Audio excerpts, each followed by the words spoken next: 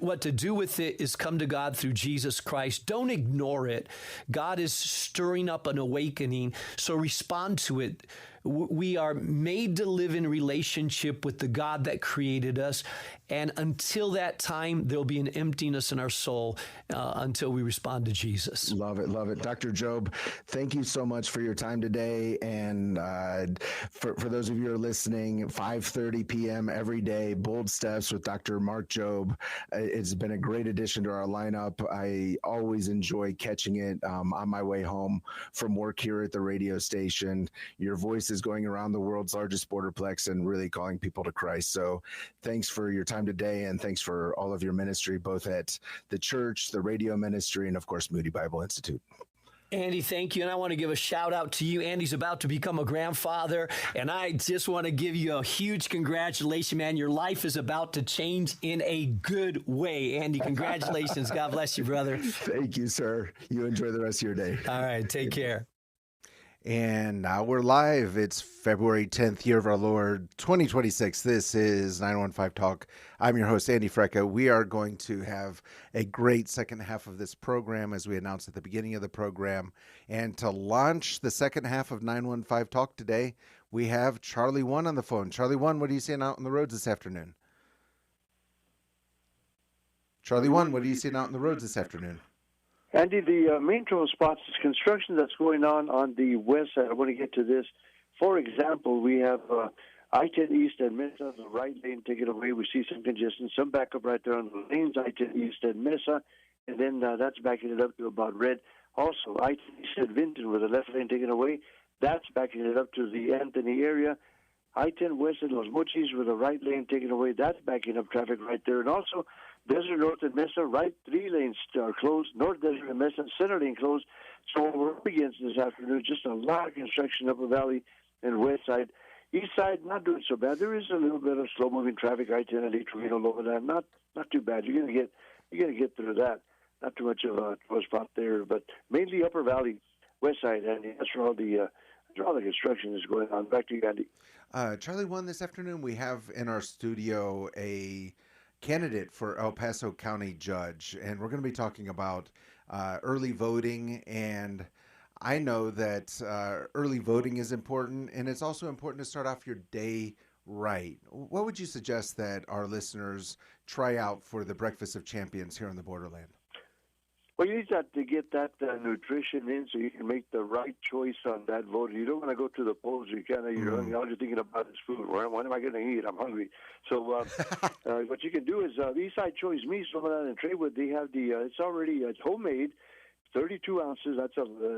That'll feed about maybe 2 or 3 people there. 30, and that's not bad. So just pick it up there, and then you can have it at your leisure in the morning, noon, nighttime. I recommend the morning though, because it's very delicious to have in the morning. Because for one thing, it's you want to serve it hot. Put it in the microwave. You can't have cold menudo. That doesn't work. It's got to be hot, and that goes best in the morning because that's when the mornings are cold and everything. So, Eastside Choice Meats, Loveland Traywood. That's where you're gonna find it, Andy. Thank you, Charlie One. We'll talk soon. And we're back again live February 10th, 2026. Mac Daddy, how you doing this afternoon? I am doing pretty good, Andy. How about yourself? I'm doing all right. I think I'm doing tranquilo. Ooh, nice. Yeah, Good to hear. All is well. Have you looked at the voting roster for El Paso this year? Oh, you know what? I haven't, Andy. Oh, really? That's surprising. Not yet. Yes. Yeah. Did you know that there's an election? Yeah, I do. You know that? Do. Okay. Yes. So we have a special guest today. Uh-huh. Do you know why she's special? Oh, yeah, definitely, because she is a unique expression of an endlessly creative God. That is correct. Yeah. Also, she's running for El Paso County Judge, and she reached out and she said, we need to talk about voting. And I want to talk about that because that's actually a big reason why we have this program. Not voting specific, but this idea that there's a lot going on in our community. We need to be a part of it. And a big part of that is understanding that there are local votes, state votes, of course, national. I think so much of our attention is focused on the national elections, the presidential elections. We forget what's going on right here at home. So we're going to be talking about that. Nice, So nice. without further ado, let's give a very warm Borderland welcome to the one, the only Minerva Torres-Shelton.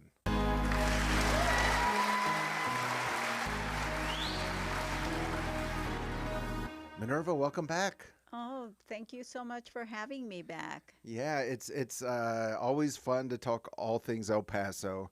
So I think we're talking about voting. I think some of our listeners didn't even know there was an election coming up. So tell us what's going on. So next week, early voting starts. It's from February 17th through the 28th. Okay. The last day to vote is March 3rd. Okay. So so the actual election day is March 3rd. Yes, but the early voting starts so anybody can walk in and vote starting Tuesday, February 17th. Okay. So why does early voting matter? I think early voting matters because it's convenient. Okay. Less lines. You can walk in into any location, and that's something that has changed too. You don't have to go to a certain area that's by your house. You can go anywhere, just walk in and vote. Okay. And I have a really dumb question. You're a candidate. You can't see any of the early voting results, can you? No, you can't. Not until after March 3rd. But it's not I mean, it's an excellent question. Yes, until March 3rd, because some people, they see a number under the voting, like a number, and they think it's the number of votes you got, and it has nothing to do with votes. Nobody knows. Yes, nobody knows who's winning, and you won't know until March 3rd. Okay. And the polls close at 7 p.m. On March 3rd, some of them do. And that's when about, I would say 45 minutes after that is when they roll out the early votes. And then Okay. you got to wait for the actual day, which is March 3rd, for them to count the votes. Okay. And why does this particular election matter? And I want to ask that question, not related to what you're running for county judge. We're going to talk about that. But outside of the county judge election, why does this election matter? Well, this election matters because, one, we have to vote. That is the only way we make our voices heard. If anybody out there is unhappy with the way things are, the only way we make changes is by voting. So yes, I mean, especially the and I know we're going to talk about it, but the election that I'm running for, the position very important. But yes, please, like, we have such a low voter turnout. We need to change that. Like, make time, like, even tell your friends, your circle of friends, your family, send a group text message. You can actually make 5 people turn out and vote. I can do the same thing. If everybody made 5 people go out and vote, we would make a huge impact here in El Paso, because our elected officials are no longer, some of our elected officials are no longer representing us, and we need to change that, and that is through our vote. Okay. What are the issues that you see at the forefront right now? So one, I mean, I'm going to focus on the county judge. Okay. So one of the things that the biggest challenge that has been in this election is educating the community that the county judge is not a judicial position. The county judge is in full control of our county budget, and it's being mismanaged. We're in a deficit right now. So I think if I am able to get that message out to people, because everybody can feel it. Yeah, I want to start off with the amusing part. When I first moved to El Paso, I assumed that the county judge was a judicial position. It's not.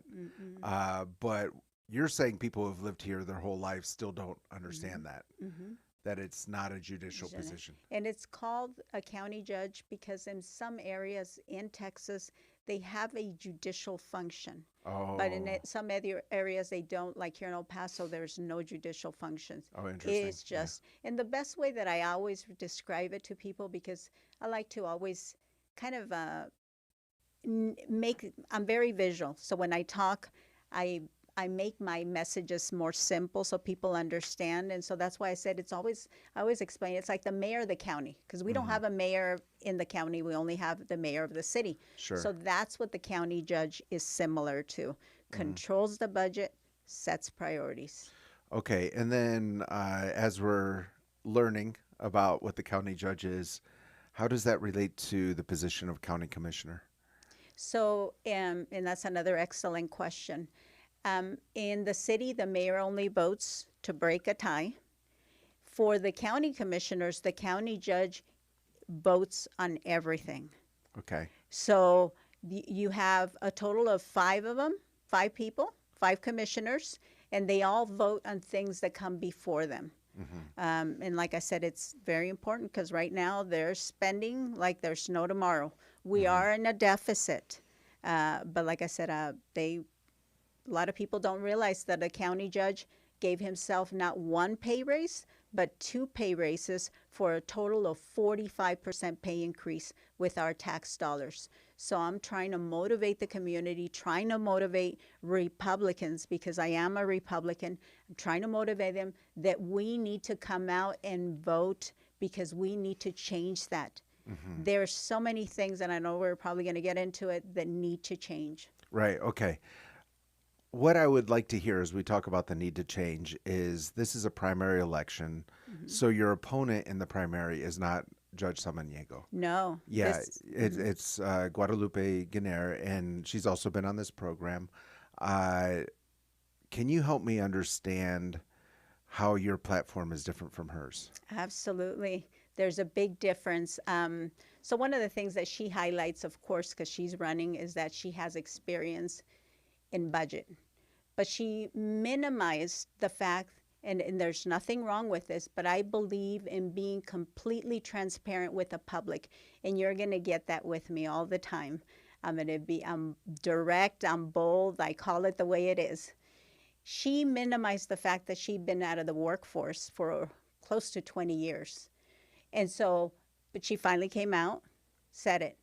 So I've had experience with budgets. Not only that, I served in the military.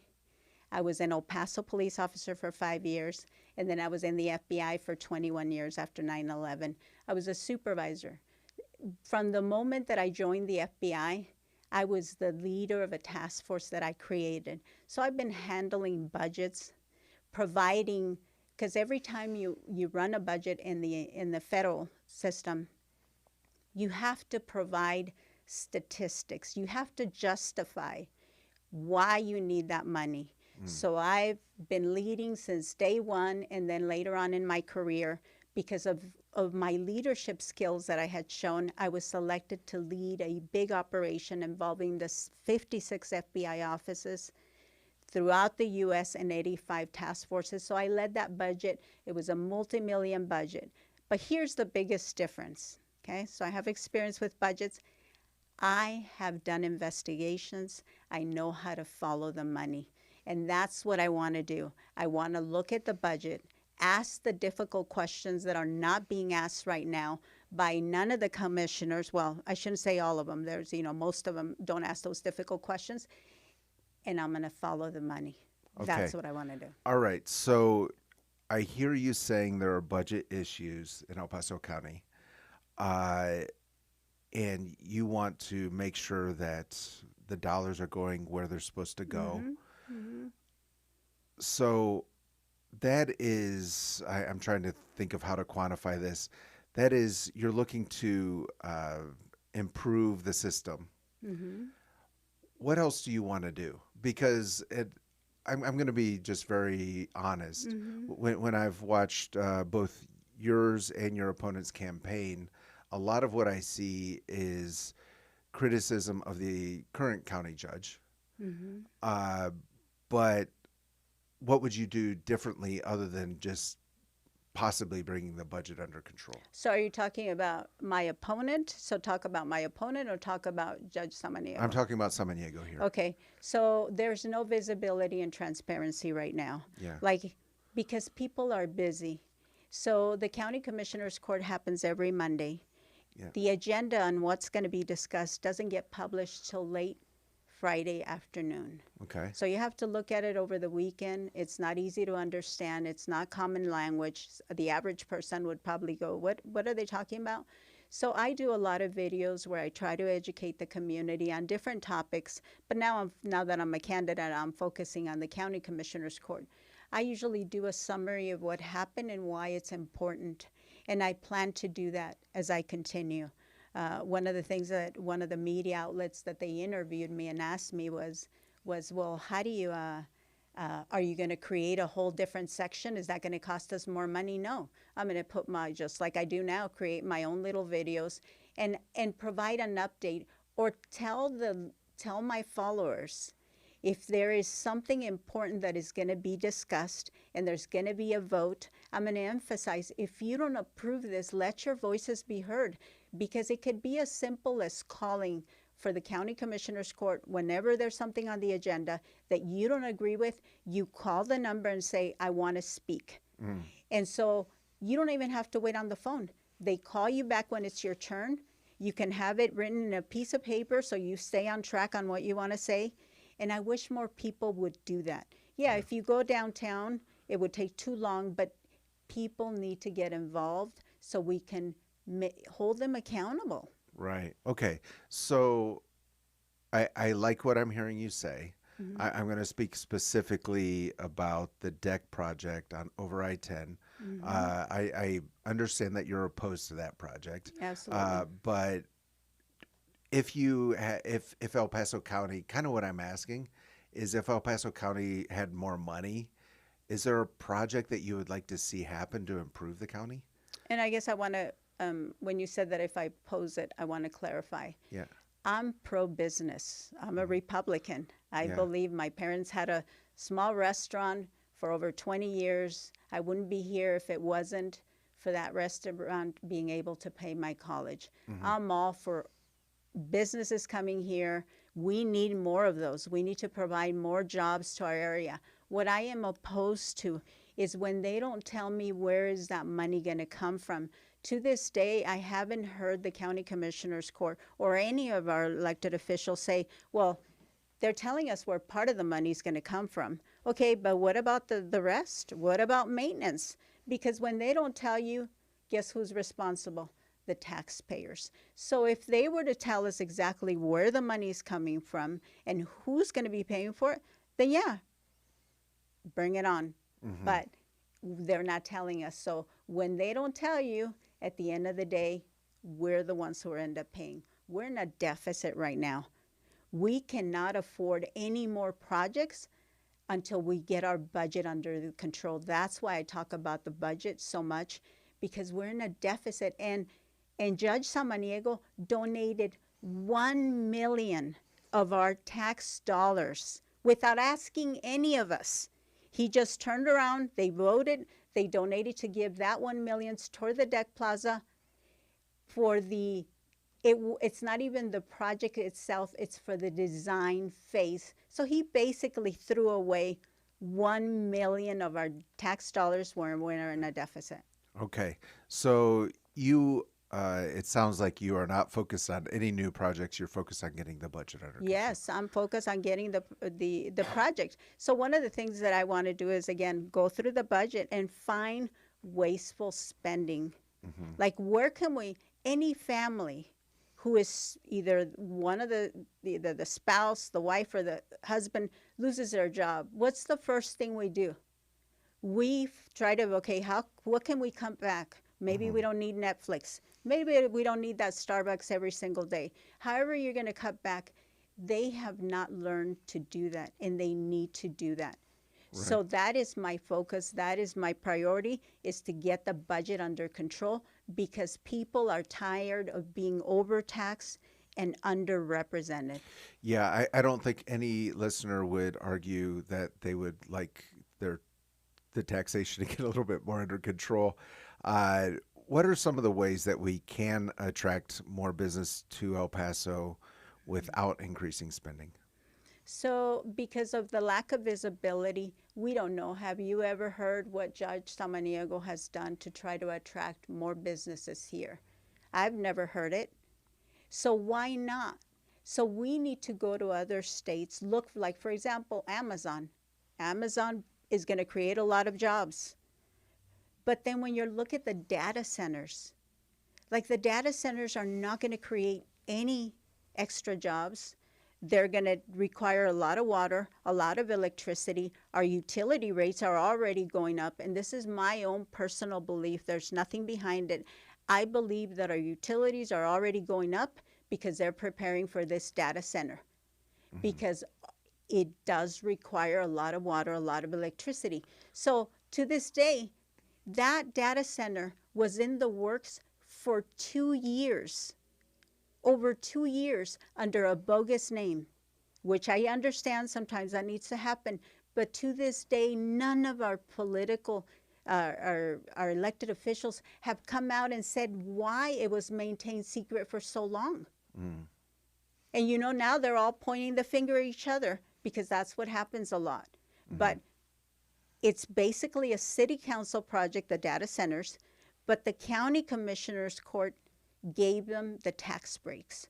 So we need to put them all to respond, to let us know why was it kept secret so long. They're not going to create jobs, that many jobs. You said that. It feels to me like it would create jobs. So is it just it's very low personnel? It's just maintaining the computers. And right now there are data center presentations going on. I attended one yesterday. It was on the west side. It was the very first one. Today there's another one in the northeast. I would highly encourage the people to go watch them because your eyes will be open on some of the communication that there is being presented. And again, it's because they're not good for our community because now they're not going to even create that many data centers. They use a lot of water. And then when Judge Samaniego was asked about that, says, well, they've already told us that they're going to be able to use like recycled water. They're going to recycle the water, but we're going to hold them accountable. But nobody asked them, well, how are you going to hold them accountable? Because that's what I would have asked as a reporter. Tell me. Why do I have so many dumb questions. I'm sorry, Minerva. No, why do data centers use water? Because of the cooling off of the computers, because these are just warehouses. And this is why I say about watching this presentation, because they do a visual of what a data center looks like. There's a lot of computers being, because this has to do with artificial intelligence. So you need these big computers to hold this information, and they need the water for cooling off. Okay. And it sounds like there's a question whether they can actually recycle that water.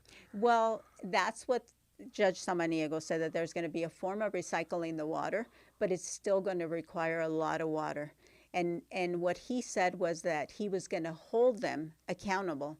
But my question is, okay, if at the end of the day they end up using more water than they're saying they're going to use, how are you going to hold them accountable? Like how much water does a data center You know what? use? I knew that was going to be, Yeah. I would have to look it up, Yeah.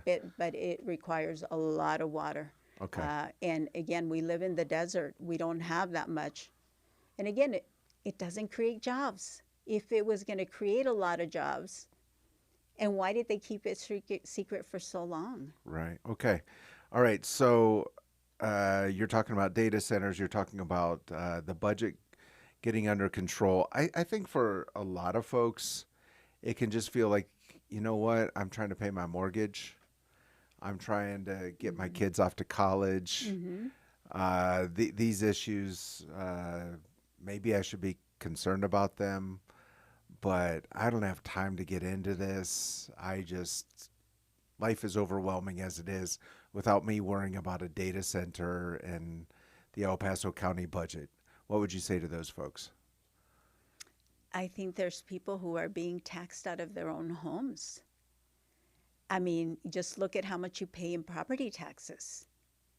I mean, that's the common theme that I keep hearing about because I'm knocking on doors, talking to people directly. That's what I love to do, is talk to people directly, because you hear their stories. And it's like, yeah, we need the people that do know how the county judge is in control of the budget. They want him out of there because again, some people are losing their homes. It's no longer affordable. Like we pay so much in taxes, and where is our money going? Right. I mean, people question that all the time. Our roads are horrible. Like, where is our money? And I'm not saying that it's going to anything illegitimate. I'm just saying, where is it going? Like, when is it enough? When do we stop paying more and more in taxes? And here's another thing that I want to share with your listeners, because this is important to know. People will hear politicians say, well, I'm going to lower your taxes. Well, our current mayor said the same thing. And then what happened? He didn't lower the taxes, because here's the part that people don't understand. And my opponent, Geiner, has said the same thing. When a politician tells you that, they're either lying to you or they don't understand how it happens. Because a county commissioner's court and the city council control the tax rate. CAD, the Central Appraisal District, controls the values of homes. So if the market value goes up, even if the tax rate stays the same, your taxes are going up. So that's why I say, like, Yeah, I feel like that statement needs to be repeated. Because it was you're too, saying that even if the tax rate goes down, if the value of your home goes up, your monthly payment or your annual yes, tax, it's whatever still it going up. is still going up. And I think that's something that is important for folks to understand. And a lot of people don't understand it. And you know what? I served in the appraisal review board right after I left the FBI. I went and I served there 2 years. That was a blessing, because it helped me understand how it works. So the only way we're going to be able to get it under control is by looking at our budget and seeing where we can cut back on the wasteful spending. Yeah, okay. If you're just joining us, we've been with Minerva Torres-Shelton. She is running for El Paso County Judge. Minerva, we have just a couple minutes left. Tell us how we should become involved more in our community, and how El Paso will look differently 10 years from now. Well, if we get involved. Yes, that's an interesting question. You know, I've always gotten involved in my community. Because I lived in different areas because of the FBI. I just am a firm believer that we have to give back to our community. If we're blessed, we have to give back to our community. So I've always done that. I tell people that I could live happily ever after, and my husband reminds me of that. But I'm bothered by the fact that some of our elected officials are no longer serving the people that elected them, and we need to change that. But the only way to change that, which answers your question, is by getting involved. And you'd be surprised the minute you get involved, how you learn so much, and you're like, wow, I'm making a difference. And that's what, in the last election, I ran for sheriff.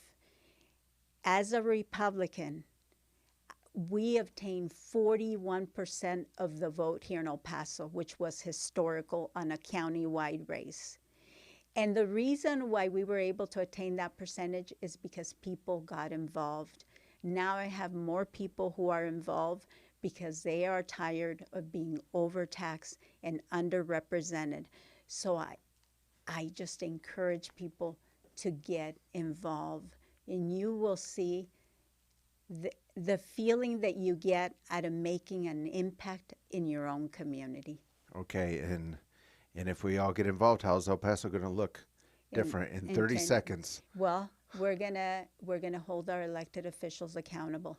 In this 30 seconds, I don't have enough time, but we need competition. When one party has controlled El Paso for so long, we have no leverage, so we need to change that.